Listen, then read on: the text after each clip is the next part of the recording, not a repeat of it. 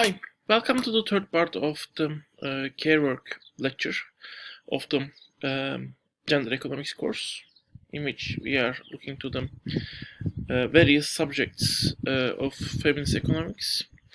Well, basically, in this part we'll start to look to the second chapter of the Nancy Folbre's Invisible Heart book. And here, basically, Nancy Folbre talks on this prisoner, the prisoner dilemma concept, and the idea of fairness, and also the consequences of this, and how much we can apply this to the Carework case. Well, the original prisoner's dilemma is actually, the main prisoner's dilemma case in this case is actually if everyone, if certain people are specialized in care work, they will have a lot of disadvantage. However, when everyone decides not to specialize in care work or do the care work but do the other types of work, the society is in serious need of a care work supply, which is crucial for the survival. For the reproduction of the society, since you need to produce children, but also in order to care for them, sick people and the elderly. Well, the original prisoner's dilemma was the case when basically we had two prisoners, and in case both of them cooperate, basically, in case both of them cooperate, both of them will be better off. They will go off with a very little sentence. But if one of them cooperate and the other one defects, the other one kinds of betrays the first prisoner, the other prisoner, in that case, the prisoner that defects becomes more advantageous. He will get no sentence, but the prisoner that is defecting, that is basically cooperating with or acting as it was agreed with the other prisoner, will get much higher sentence. So in this case, actually, both of them have agreed to deny the charge. But if one of them admits the charge, that person will get no sentence, and the person who denies will get a very long sentence. If both of them admit, then they will get a medium amount of sentence, and if both of them deny, then they might get a very little sentence. So a similar type of prisoner's dilemma also exists in case of the care work, and mainly, the reason of this dilemma is care work has a special characteristic. Well, usually, as we have seen in the case of Adam Smith, people come together and they bargain with each other, and then one of them decides how much work to do, and the other one decides how much to pay for that work. But in case of care work, usually the person who is who will do this bargaining process is not able to do it. Well, if we have a sick person, it's very much possible that that sick person is not able to immediately do the bargaining process. Well, in the United States, for example, you can go to emergency services unconscious, and then you can wake up and realize you are charged a very high amount of very high amount of bill to cover all of the operations that are done to you. Of course, the hospital itself knows this very high charge might not be paid by the sick person, so they might rather decide to or prefer the customers or the people who have an insurance, whom they know will, at least the insurance will pay part of the money, basically. So, in case of sick people, especially, if you are caring for the sick person, there's always a possibility that that sick person might not pay that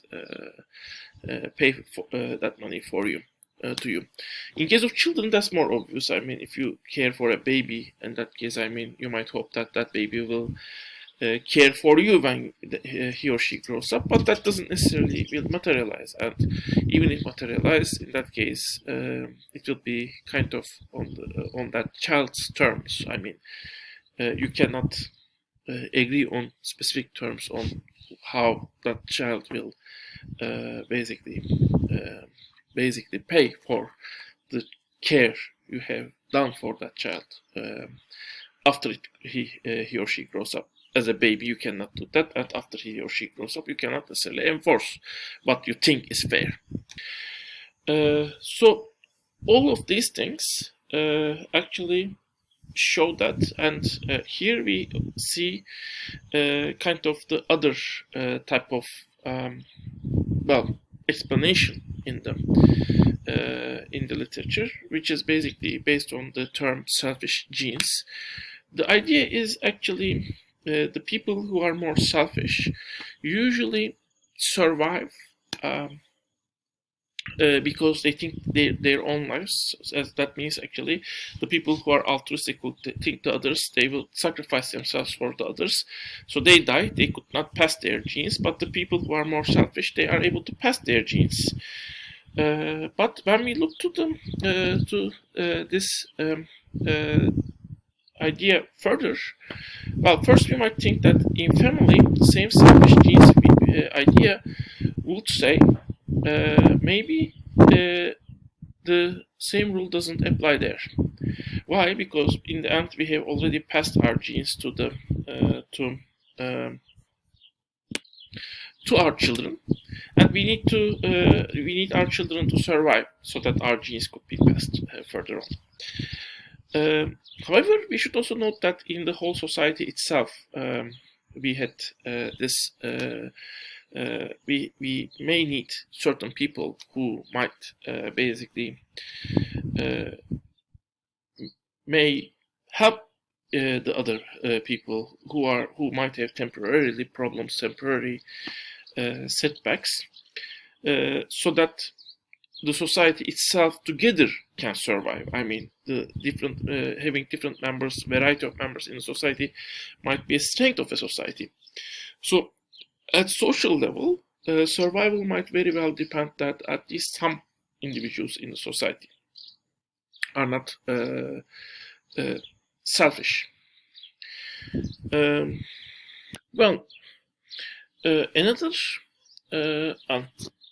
economic term that is brought to this discussion is ultimatum game, which is brought by Nancy Folbre, where basically, this is the game basically where it's actually played by people in experiments done by economists, and basically you have two people.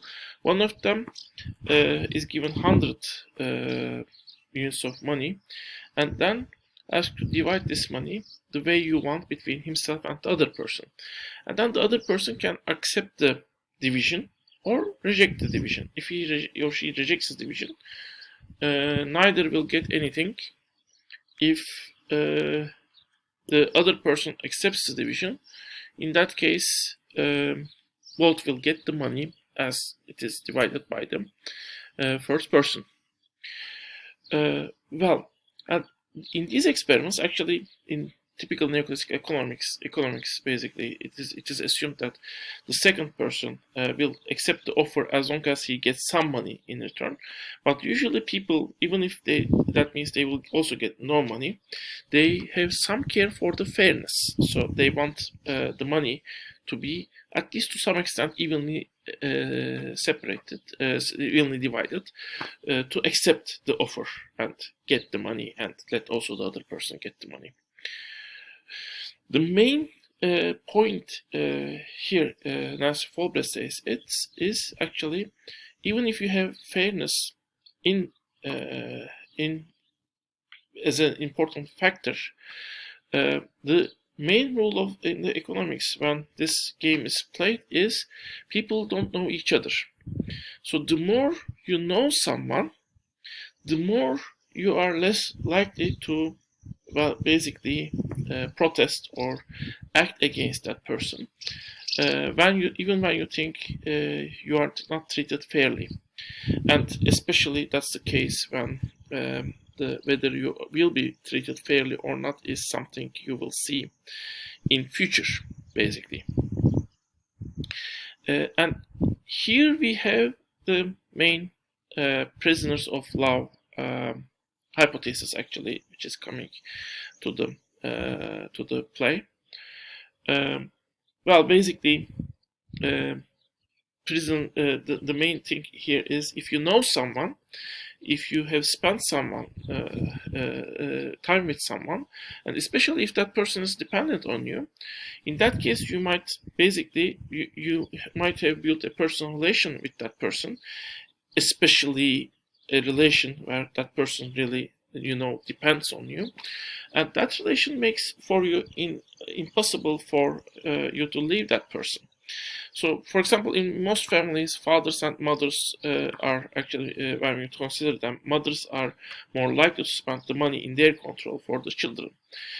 But that might be not necessarily due to the nature of the mothers, but that's because the mothers spend more time with their children. The main point is this might be true for all care workers, not only the mothers, also the nannies, the hospital care workers.